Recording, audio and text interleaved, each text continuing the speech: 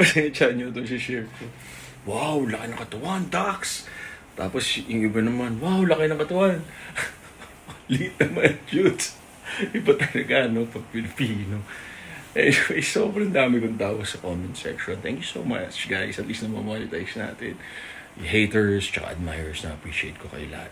Ano lang talaga, huwag sanang mangyari sa inyo yung try nyo gawin sa akin kasi happy na ako sa buhay. Basta masaya asawa ko.